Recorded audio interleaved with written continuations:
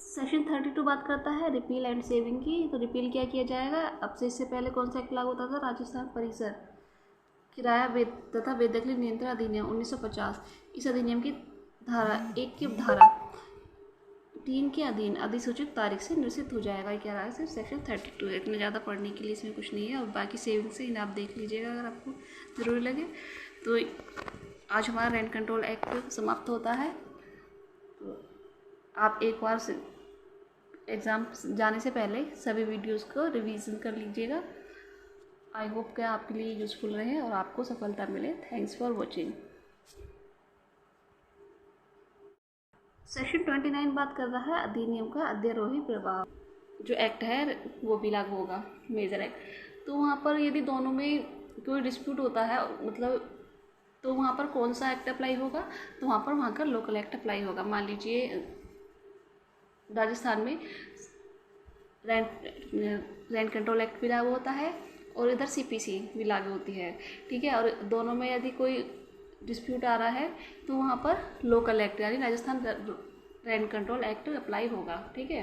ये होता है ओवरराइड इफेक्ट। इस अधिनियम के बंदों को तत्समय प्रवृत्त किसी भी अन्य विधि में या इस अधिनियम से भिन्न किसी भी विधि के आधार पर प्रभाव रखने वाले किसी लिखित में उनसे असंगत किसी बात के अंतर्विष्ट होने पर भी यह प्रभावी होगा।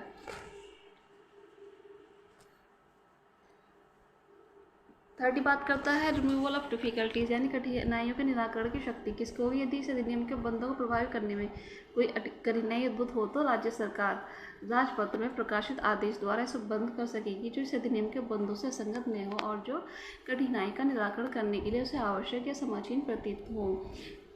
तो कठिनाई को दूर करने की शक्ति किसको होती है? ऑफकोर्स स्टेट गवर्नमेंट को होगी। इसे हम हेनरी अष्टम के सिद्धांत के नाम से भी जानते हैं। इंग्लैंड में किंग हुए थे तो उन्होंने कहा था कि यदि मेरे द्वारा पारित कोई एक्ट में या मेरे द्वारा बनाए गए किसी कानून में कोई कठिनाई आती है या कोई कमी आती है तो उसे दूर करना मेरा काम होगा। ये होता है हेनरी अष्टम रूल। परंतु ऐसा कोई भी आदेश इस अधिनियम की प्रारंभ की तारीख से 3 वर्ष की कालावधि की समाप्ति के पश्चात नहीं किया जाएगा। मतलब 3 वर्ष के भीतर जो कठिनाई है वो दूर कर ली जाएंगी।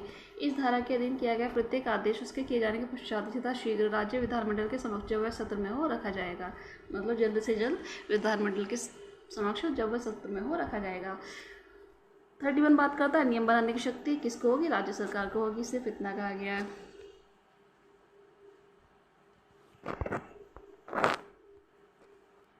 तो ये थे आज के हमारे सेक्शन सभी।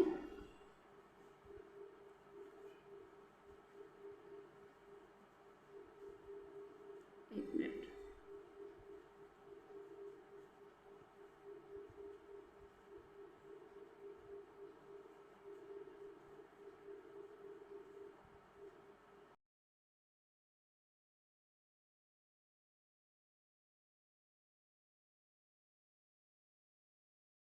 सेक्शन 32 बात करता है रिपील एंड सेविंग की। तो रिपील क्या किया जाएगा? अब से इससे पहले कौन सा एक्ट लागू होता था? राजस्थान परिसर किराया तथा बेदखली नियंत्रण अधिनियम 1950।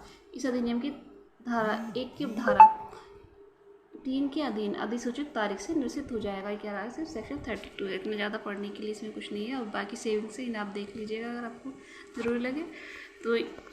आज हमारा रेंट कंट्रोल एक्ट समाप्त होता है। तो आप एक बार एग्ज़ाम जाने से पहले सभी वीडियोस को रिवीजन कर लीजिएगा। आई होप कि आपके लिए यूज़फुल रहे और आपको सफलता मिले। Thanks for watching.